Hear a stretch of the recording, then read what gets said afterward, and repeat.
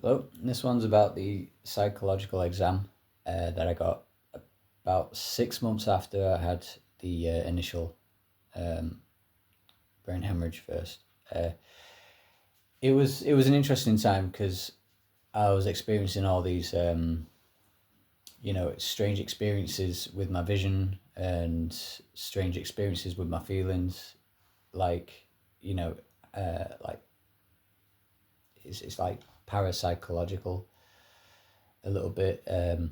They could only just let me express myself. I think the biggest problem was trying to voice what I was dealing with. So it was to help me and my family sort of come to terms with what was going on and see how well I was doing on a mental level. Seeing if there's anything that they could do, or you know. So it was a bit of a weird moment, but I opened up to this woman. The NHS took me in and just gave me a psychological review.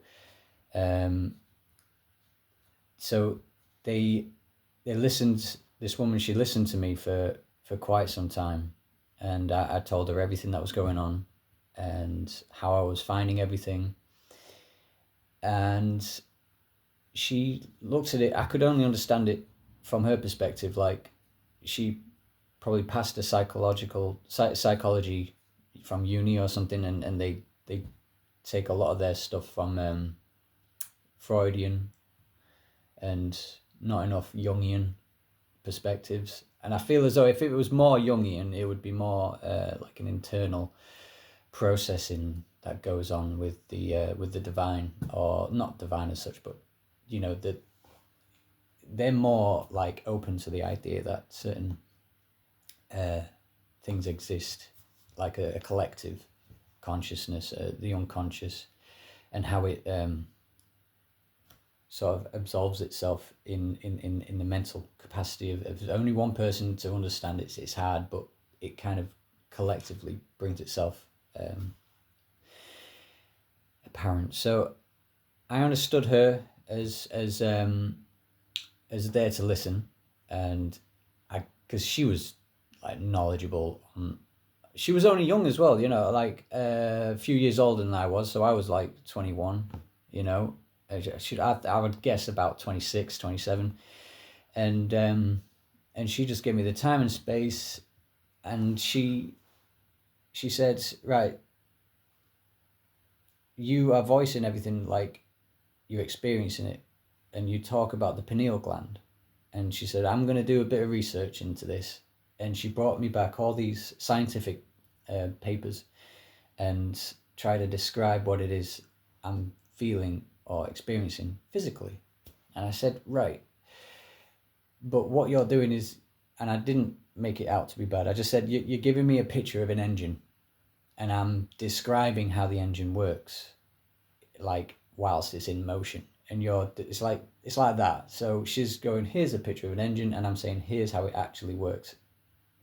Here's the top speed. And my brain was having to do like 100 things at once. And she said, it can be hard you know, to voice your opinions and stuff. You're in the mix of it. You're in the precipice of the experience. So, and had no time to sort of divulge any meaning out from it. And I was like, I know. And she said it can be hard to sort of, tell people as it is. You need time to digest everything. So that was nice. And I love the perspective. And this is what I get from psychology on a whole. It knows a lot. It does. But I feel as though they can branch out a little on the inner work that a person has to do. Sort of like it's like a seed and it turns into a tree, or it could turn into a weed. So unless it's had, I mean, what they do is they go, oh, you're depressed, here's a pill. She didn't do that. I mean, even if she did try, I'd just stick two fingers up and just and say no. And I think she understood that. um so I'd say I let her have her piece. And I did say a lot about the pineal gland, and about these experiences with lights and experience, and you know, dreamlike states. She then gave me loads of these pineal gland papers, scientific, about what it is and its function in the body, in the brain. And I said, that's not fair to say. I'll take it as it is, as you're giving me it, because you have to say and divulge some sort of some sort of terminology for me to experience from you. But it's not a very safe thing to do from the analytical side. You need like a whole brain thing, like a left side and a right side that kind of sort of amalgamates together. And I feel as though if psychology sort of did that, which I feel, because I actually had a counsellor who was in the family anyway, and he talked with me, and I feel as though he gave the best psychological exam for me. And he did say to me, look into this book, that book, and this book. Try to come to your own terms first before anything. But he said it without saying that. Do you know what I mean? So this guy, Terry J, was a big influence on my life, and he obviously he's dealt with a lot of people through his career as a counsellor, but he was my nana's husband, well, not husband, but lifelong partner at the time. And my nana's sister's husband ish. And so he had a real big connection with me, and I don't know where I'd be without him. So he gave me these books, these people to look at, one of which was Edgar Cayce, and he was early 1900s, like not a psychologist, but like a little bit out there for the scientist and the psychologist, but he would channel, go into a deep state of conscious awareness and divulge, like he did a lot of prescriptive stuff as well, like medical things for people, but he also did a lot of things like Atlantis, that I was interested in.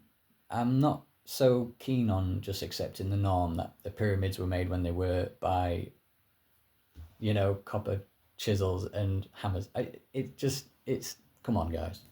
If I don't need to say it because you already know it, brilliant.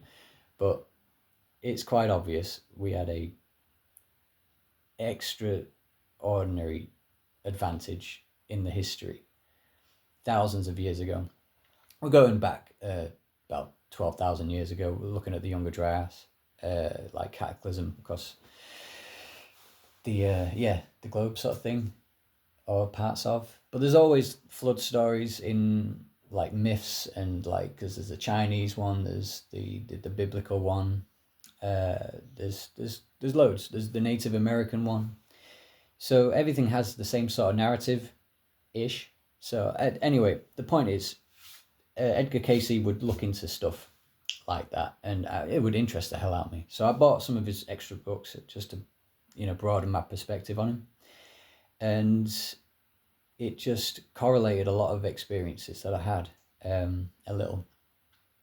Like, I would see colour around some of the words in the book, and that would be the extrasensory stuff. So I'd be like, oh wow, this is doing something. I can't correlate the meaning, but I can see colour around these words. It was like a yellow. So I kind of thought, wow, this is weird, but let's carry on paying attention. And so Terry sort of gave me his idea. He said to me, you need to join or go to a church sort of thing, just to get in the experience. And I did understand it as like I'm not a church goer. I can understand it on a certain way, in a certain way, but I kind of shied away from that at least. Joined a spiritual church like a few years afterwards, so I kind of did what he said, and I took that in. That was interesting. But the point was, like, let's have a look at the Bible, there's a guy called Job, or is it Isaiah? Anyway, he goes on about a place called Peniel. He says that he could experience this place, and he will call this place Peniel in one of the texts. Now, that I should have said to the psychologist. I should have just said, how come is it that it's coined from the biblical term or something like that? And it feels weird, but to say, so I didn't, I didn't think to look into it that much. But it, I found meaning of it in there. So I was like, oh, right, the Bible knows about it. And they worded it in such a way, and you could divulge a meaning from it. Like, oh, means it. There is a spiritual reference therein from a physical, like, it's not an organ, but it has like, it's like it's like an eye inside. So I always knew it as the place where an inner experience could happen, and it has like it's like an acorn-ish shape, and it vibrates like subtly as well, and it just, whatever happens, we see our dreams, we see extrasensory.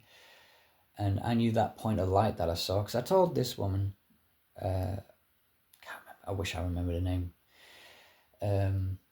about it, and she just tried to term it on her physical basis, and which was fine.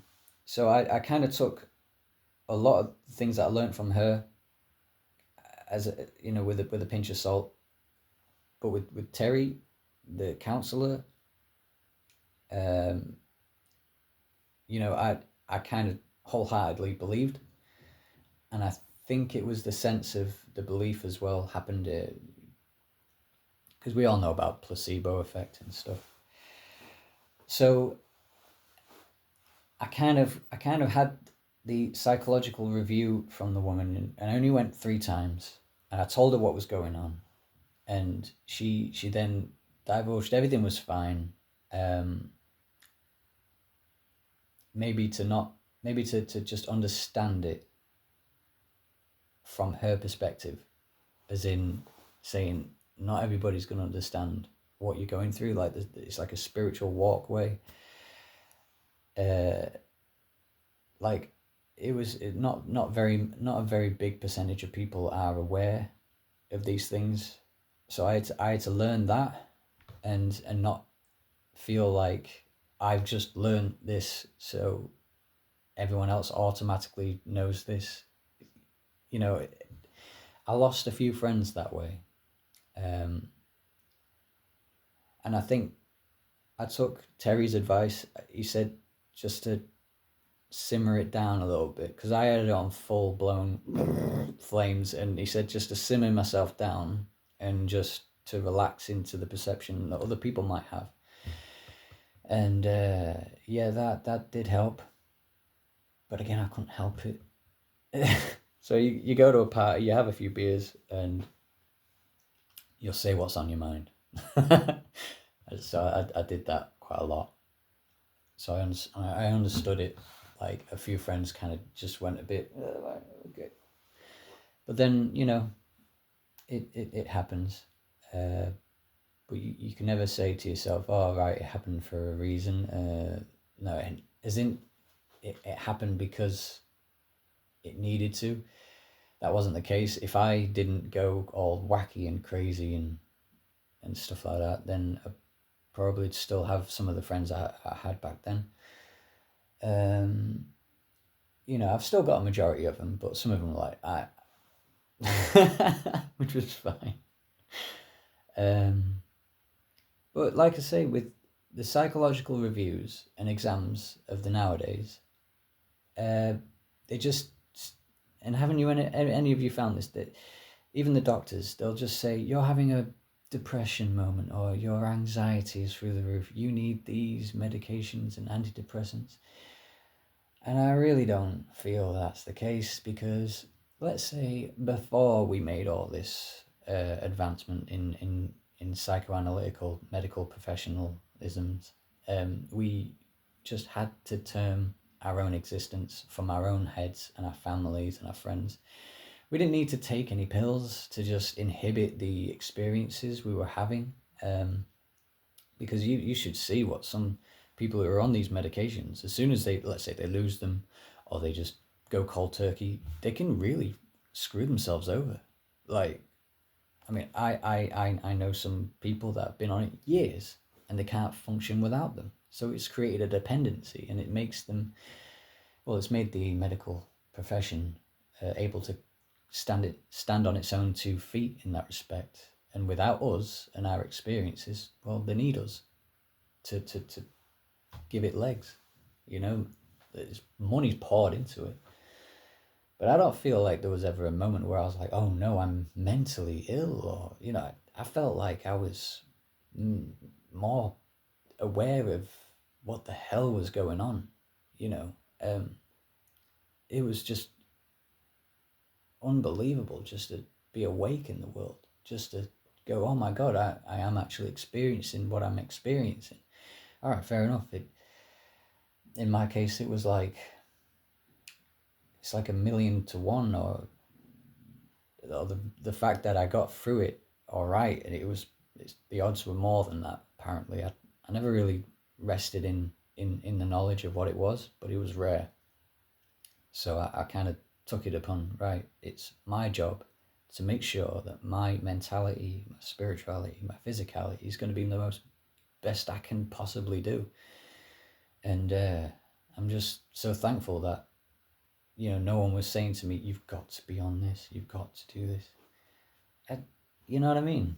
But other people, they're like, their parents, their friends, they're just going, oh, you need to take this in order to feel like a valued member of our society. And it's like, wait a minute, can you just put the brakes on? Know what it is you're getting into, you know? Anyway, so I feel as though the psychological community, as brilliant as it is and helpful, you know, no word of a lie, they are extremely helpful. They could do better with a Jungian perspective, not just Freudian. Depends on where you go, I suppose. But the NHS, pure Freudian. She was cool, but I could tell there was no inner work going toward my welfare. It was more like, this is how it is. But I did see it aura. It was interesting because we were in like this white room, and I did say round her head was purpley pink, and I was like, that's a good sign. You know, it means high vibes or something. And I gave it that. I felt a little bit woo woo, but you know, it just it was funny to see her. She lit up a little bit. I was like, yeah. I don't want to go on with that, but I did say, I just had to say. But yeah. So it just needs a bit more, from my perspective anyway. What is that really in the society of today? There's a lot of people that have been able to make sense out of the world through a Freudian analogy, but someone who's experiencing life on a certain level needs a certain type of person. The Indian, is it the Indian where they say they need a master or a guide to walk them through the spiritual path? That's very true. Like as people need priests, you know, a spiritual person needs a guide. I mean, I had and still do have, you know, voices like say this, that, and the other, but I could also term that as a psychological thing as well. But I have experienced certain things that made me go, I can measure it up to this, or this, but just take it as it comes, because it usually knows, you know, the right bloody way. I can hear, yeah, I can just hear like a yes now. So it's not going, this is what I'm going to base my life upon. It's going, here's me listening to the subtle cues, you know, and just observe. So in the aspect of observation, I could maintain my focus not just on the physical, not just on the mental, but have an opening for the spiritual, and let it come as it does. It still is a brilliant help, and it just opens the gates. I mean, I know you can open up too much, and you just become this. Oh, it's this because this. Oh, I see it. That robin signifies a past person's come to see me. You could be one of them. That just goes on the outer is from it means something on the inner. Sometimes it does, but not every little thing. Take it with a pinch of salt. I've said that before. It just means something then. But I feel as though with this spiritual stuff, the inner work, like the inner stuff, makes more of an inquiry, more of an attention to be held inside rather than the outside. Because you can just chuck any meaning at anything. Like I see a bird flying in the sky, I could go, oh, that means freedom. It means to be able to do what I need to do in the sky and fly. But it could also just mean that bird's hungry, man. He's off to go get something to eat. Actually, I haven't had breakfast yet, so I'll wrap this up. So thank you very much for listening, and yeah, see you next time.